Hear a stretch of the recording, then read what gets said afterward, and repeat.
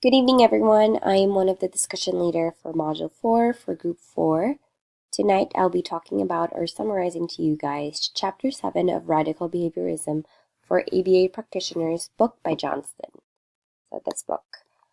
Before anything else, my voice is a little raspy because I've been sick for the past few days. I've been having sore throat, so I'll be coughing a little here and there, so please bear with me.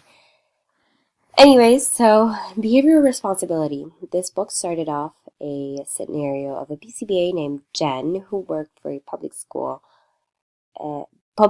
district to help teachers in addressing behavioral issues of their students. Jen talked about a particular teacher that has a more mentalistic approach that one of her students are acting up.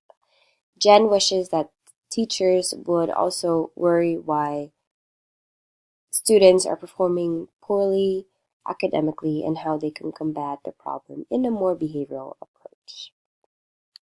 So the first topic is creativity. Creativity is a way of labeling behavior. Creativity is a distinct quality of human nature. Creative behavior is a result of our individual reinforcement histories and approaching creativity as a matter of environmental contingencies and can be nurtured and behave a certain way. So, what makes someone creative? Like I said, it is a way approaching creativity as a way of labeling behavior, and we tend to label the behavior as creative when we are not familiar with or what is created or unaware of the influence involved. So is creativity exclusive for someone who is artistic with art, with music, with photography? Because I believe creativity or being creative can be someone who is focused, who can be playful but yet disciplined, and someone who is a dreamer or a goal-oriented. But again, it really depends on how you see this in your perspective, if this is creative to you. So the next topic is credit. It is natural to offer recognition and praise, such as good job, pat on the back, way to go, I am proud of you. And with these recognition, a person is most likely to make the effort to do the same behavior, which is, of course, typically a desired behavior. So, when praising accomplishments, these outcomes function as reinforcers. Importance of reinforcement can strengthen or maintain desirable behavior. And praising someone for an accomplishment implies that behavior is originated in the person rather than the environment. And also, if you fail to give the compliment or give praise as to when they presented a desired behavior, it weakens the desired behavior, unfortunately. So I think it's best to know that the perfect time to when to offer to offer recognition and praise to someone else who deserves the credit. The third topic is blame. So individuals are not to blame for their actions. Desirable behavior or undesirable behavior results from environmental history, not from inner motivation. Blaming others results in inability to resolving challenging social issues. Unfortunately, this is a mentalistic view because it assigns the source of behavior to mental qualities or influences. In other words, blaming makes it easy to misdirect concerns. So, just like the example of the scenario earlier, that it sounds like the teacher is blaming the student because the student is having an acting out behavior and not so much focus on what is around that student as to why he is having that kind of behavior, and how it can she can work through it, and not so much blaming the behavior or their actions.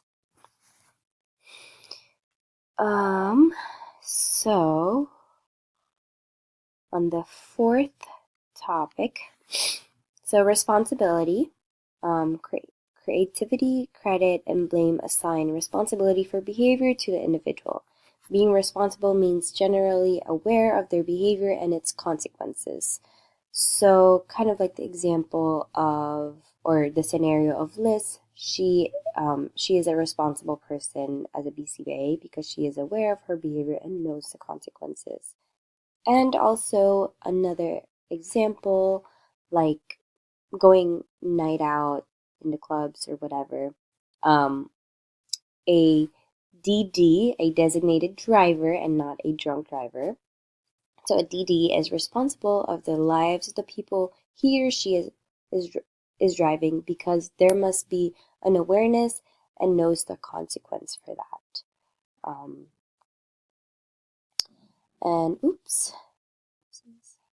Sorry.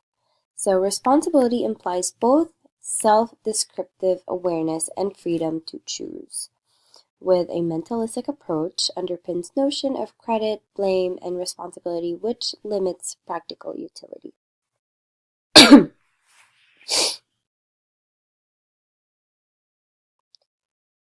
Okay,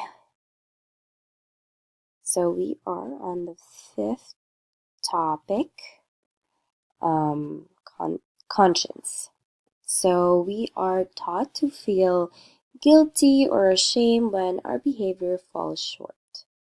The unwanted behavior acquired punishment, and there is a role of, the book also says that there is a role of punishment in conscience.